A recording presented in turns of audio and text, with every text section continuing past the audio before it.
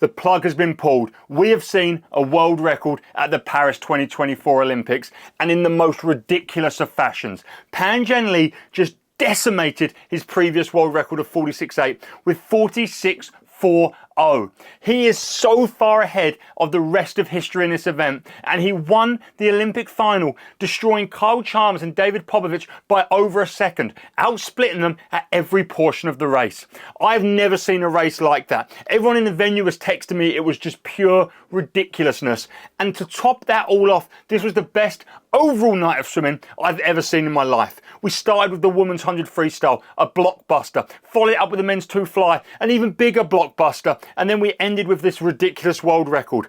I can't wait to take you through all the races tonight because it was electric. And hit the like button, subscribe to this channel if you want to see more of these recaps, because if we somehow top this night of swimming, then I just can't wait. Let me know in the comments if you think Pan Zhanle can break the world record in the 50 freestyle now. Because after that 46.40, yes, you heard me right, 46.40 for 100 freestyle, I think anything is possible from this human. Now, before we recap the whole night of swimming, I just want to say I've currently got a sale on my website for my 3D soft cap, the Arena 3D soft cap. It's blue with a white logo. It's just £30 right now, and it supports what I do. And to celebrate that world record, my 100 race pace training plan is 12-week progression of 100 race pace training. It's now £46.40 to celebrate what Pan just done. Without further ado, let's talk about the women's 100 freestyle. And the favourites going into this race was probably 2 people. Siobhan Jorge, the fastest in the world over the last 12 months, and Molly O'Callaghan, the defending world champion, both with PBs of 52.0. But Sarah Sjoestrom recently announced that she'd be swimming. She'd be throwing her hat in the ring. And she, of course, is the world record holder, but has never won a world or Olympic title in this event, regardless of the fact that she's been 51.7 back in 2017, leading off the Swedish relay in Budapest. Now, at the turn, everyone was looking at Tori Husk, a little bit of an outside threat. She was in lane 1. She's good. She's a 52.9 girl, but she wasn't, one of the ones to play for the medals. That's what we thought, at least, and that's, that's jokes on us, right? Because she flipped first in 25.06, 300ths ahead of Siobhan Jorge. And then we thought, well, it's going to be Molly O'Callaghan who comes charging back, but she was back in 7th in 25.5. She left herself too much work to do because she was locked out of the medal. She was 4th. Siobhan touched just behind Tori Husk, 52.9 to 52.33 for silver and bronze. And it was Sarah Sjoestrom who just dominated with a 26.9 back end, 25.2 front end, 52.16. She is Olympic champion and surely hot favourite for the 50 freestyle now. Sarah is a warrior, and if anyone was going to beat Siobhan, I would say I would like it to be Sarah. So there we go.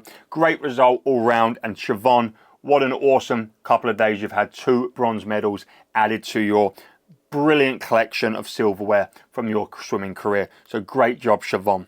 And following up Siobhan, we have my boy Gregor Zerk from Estonia swimming in his first Olympic final. Now, after Christoph Milak's pedestrian and easy heat and semi-final rounds, everyone thought he was odds-on favourite, a lock. There was no way Leon could pull this upset. Their PBs had 2.5 seconds between them. And at 150, there was a 0.7 deficit from Leon to Christoph. And then Leon Marchand done something I thought was impossible. Come back in a 200 fly in 28.9 to move himself to the second fastest of all time. He broke Milak's Olympic record. He is faster now than Michael Phelps ever was. 151.21. And he beat Christoph Milak, who went 151.7. And even crazier, Ilya Karun of Canada got the bronze in 152.8. Just to clarify, that would have won many Olympic titles in its own right. 153 come 4th. I mean, 153 coming 4th is just outrageous. And Gregor Zerk had another brilliant swim for 7th place in 154.5. After these 2 electric finals and the roof literally being raised by Christoph Milak, getting beaten by Leon Marchand in the last 50, we had a little bit of simmering time. But we had the women's 200 fly semi-finals where Summer McIntosh, Regan Smith and Zhang Yufei were the top 3 seeds, 204, 205, 206, and they'll have a fun battle tomorrow night, mainly because Zhang goes out really fast, Summer is Summer and Regan is Regan. We then had the women's 1500 freestyle, which unfortunately, it's not the most exciting, not because 1500s are boring, but because Katie Ledecky is so dominant. She won by a 10.3 second deficit. She smashed her own Olympic record by 5 seconds, but was 10 seconds adrift of her own world record of 15:20.4. She was 15:30.0. Anastasia Kiprachikova of France was second with 15:40, just ahead of a fast finishing Isabel Goes, who had sat just behind Simona Quadrella the whole way before overtaking her right at the end to spoil her bronze and take it for herself. Great swimming for third, but overall it was a pretty telegraphed race. We then had some more semi-finals with a very, very slow men's 200 backstroke. Hubert Koss won the only sub 156 with 155.9 for first seed, with Roman Michikov and Peter Kotze in second and third.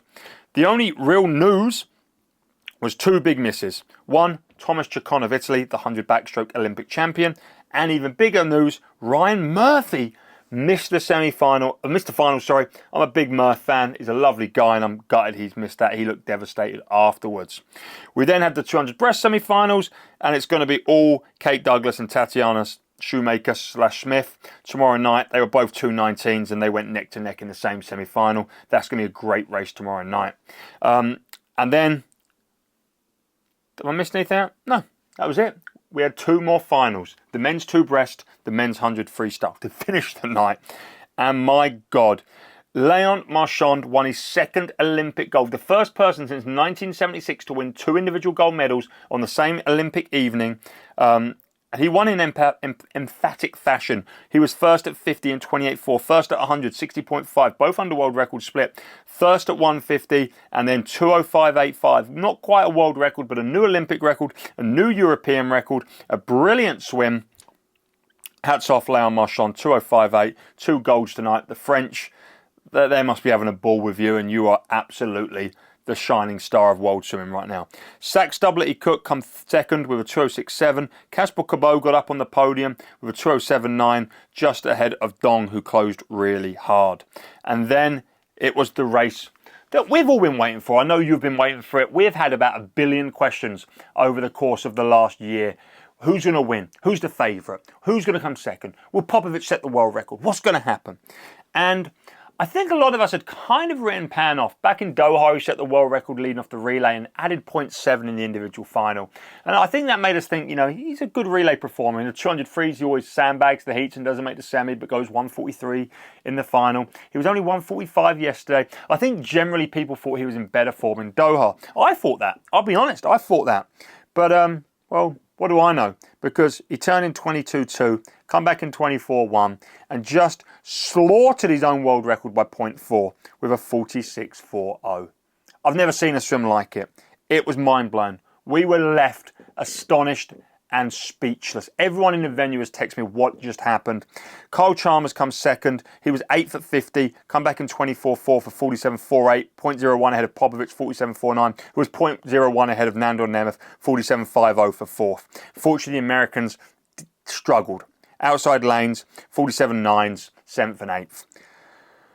Was that the most ridiculous sim you've ever seen? Let me know that in the comments as well. And if you enjoyed, I was in such a rush to get this video up, I didn't have time to properly charge my camera, so it died on that last sentence. But yeah, like this video, subscribe to the channel, check out my merch, £30 race caps on my website, and £46.40 for the 12-week 100 race pace progression. Thanks as always, and I'll see you on the next one.